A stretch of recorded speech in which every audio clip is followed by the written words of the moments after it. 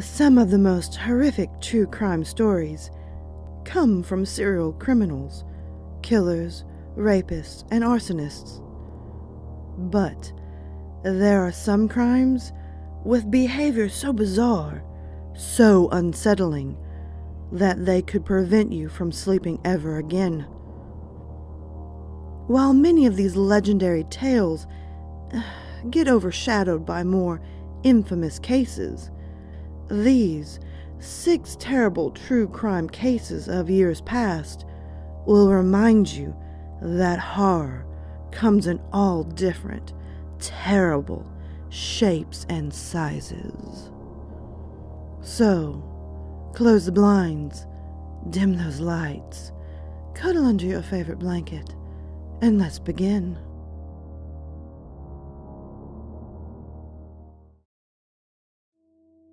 Number 1. The Unicorn Killer. As an adolescent, Ira Einhorn gave himself the nickname of the Unicorn, the English translation of his German surname. The killer was an environmental activist and part of the anti-war movement when he murdered his ex-girlfriend Holly Maddox. Maddox disappeared in early September 1977 after stopping by Einhorn's Philadelphia apartment to collect her things following their breakup. Several weeks after Maddox's death, police questioned her ex-boyfriend about her whereabouts, to which he stated she had disappeared on her way to the neighborhood co-op. 18 months later, after neighbors began reporting a rancid smell, police found Maddox's body stuffed in a trunk in Einhorn's closet. Several days before Einhorn was supposed to stand trial, he fled to Europe.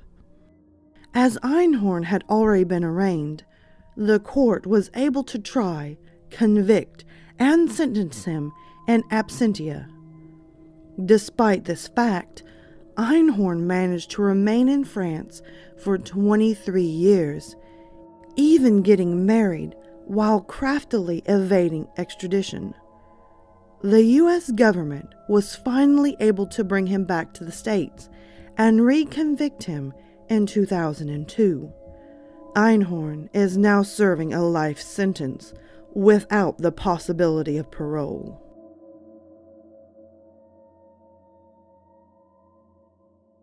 Number 2.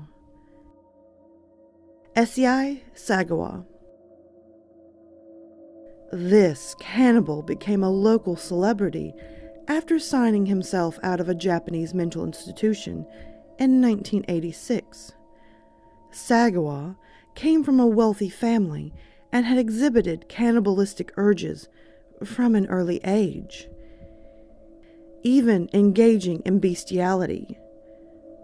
At 23, he made his first attempt at eating human flesh. He broke into a woman's house to cut off some of her flesh. He was caught and charged with attempted rape. Later, he would move to France to earn his PhD in literature. It would be then, at the age of 32, that Sagawa would kill and eat his classmate, Renee Hartevelt. He admitted to luring the 25-year-old Dutch woman to his apartment under the guise of working on poetry. He said he chose her for her beauty and health, 2 things he believed he lacked. After shooting her in the neck, he ate various parts of her body over the course of 2 days. He then attempted to dump her body, including 2 suitcases of her dismembered body parts, into a lake in the Bois de Boulogne, but was caught in the act. After being held for 2 years in police custody, Shakawen was deemed legally insane in French court and was ordered to be held indefinitely in a mental health institution.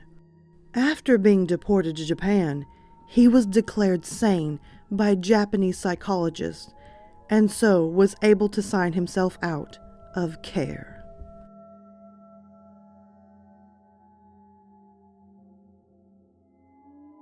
Number 3. The Granny Killer. An English-born Australian serial killer, John Wayne Glover, was known for preying on elderly women, including the widow of artist Will Ashton. Over the span of 14 months between 1989 and 1990, Glover murdered 6 elderly women after brutally attacking them. At times, he used simply his fists to attack his victims. With others, he used objects like hammers, his victims' pantyhose, and other instruments.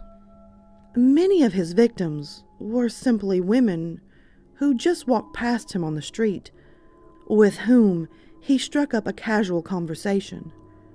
In addition to attacking and murdering those 6 women, Glover was also accused of molesting and sexually assaulting several other elderly women.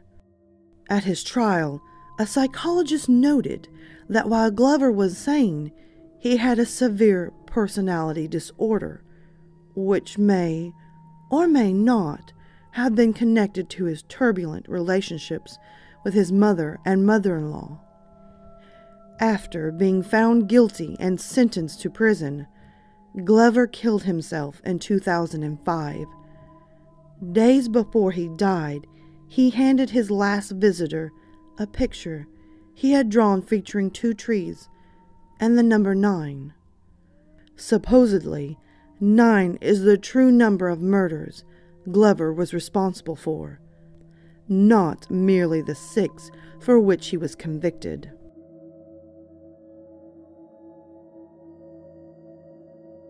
Number 4. New Orleans Axeman.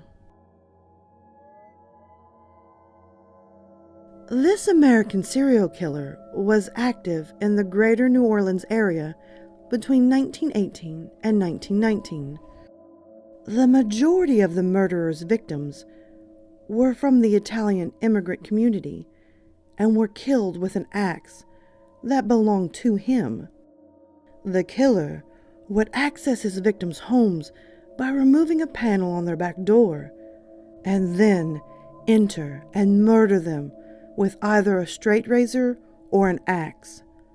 The brutal serial killer attacked at least 12 people total, most of whom were women. In March 1919, the unidentified killer sent a deranged letter from, quote, hell, where he described himself as invisible, even as the ether that surrounds your earth. I am not a human being, but a spirit and a demon from the hottest hell. In the letter, the Axeman stated the date and time of his next planned murder, and suggested that the only way to stop him was to play jazz music. In response, the entire city filled its buildings and streets with the music sound that night, and no one was murdered. The axe murderer would strike 3 more times before his activity eventually ceased. Today, the story of the Axeman has been repopularized thanks to the character in American Horror Story, Coven.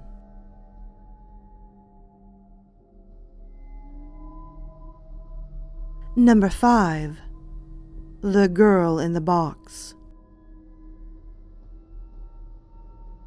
22-year-old Colleen Stan was on her way to a friend's birthday in Northern California when her soon-to-be captor, Cameron Hooker, and wife Janice picked up the hitchhiker. Stan would spend much of the next 7 years trapped in a box that let in no light, sound, or fresh air.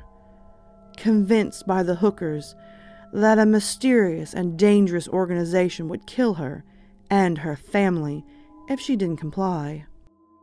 Under an arrangement between Janice and Cameron, and eventually through the forcibly signed contract with Stan, the young woman was to be a sex slave for Cameron, though no penetration initially occurred. When Stan was let out of her box, where she spent up to 23 hours a day eating cold food scraps and using a bedpan, she was tortured and raped using various objects. Several years into captivity, a brainwashed Stan was allowed to visit her family once, and even got a job.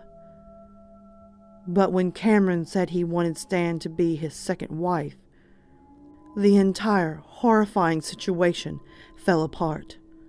Stan eventually got on a bus and fled to her family, while Janice turned her husband in, receiving immunity for her full cooperation.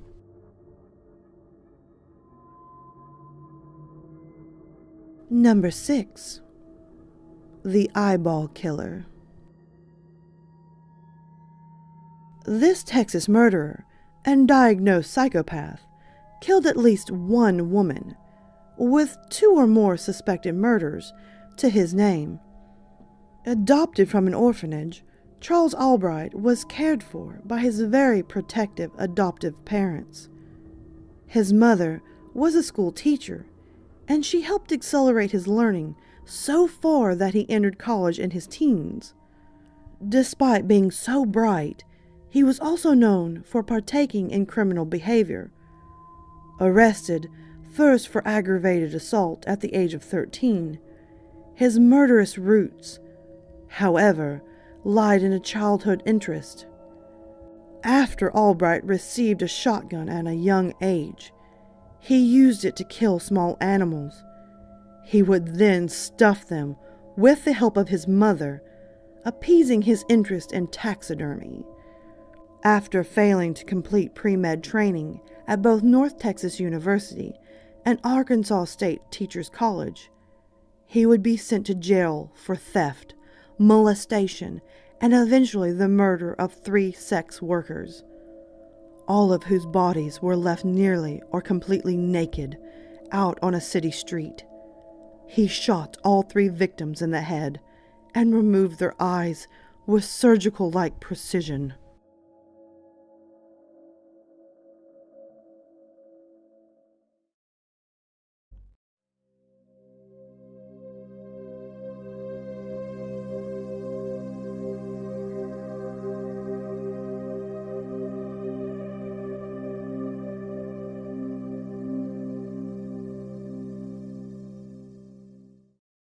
Alright, my lovely lilies, thank you so much for watching the new video. If you can, hit that subscribe and like button, comment below and tell me your thoughts. Also, don't forget to tap the little notification bell so you're always in the know on this channel. As well, guys, you can always find me on Twitter, Instagram, Snapchat, and always you can hit me up in my emails.